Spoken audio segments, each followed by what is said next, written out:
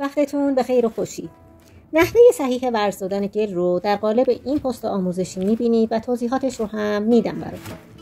دوستان، کف دستتون رو قسمت بالای گل قرار میدید، گل رو به سمت پایین هدایت میکنید و چون ورز دادن اولین مرحله از ساخت ظروف سفالی شما هست، اهمیت بالایی داره. ورز دادن باعث میشه ذرات پولکی شکل گل بهتر به هم وصل بشه.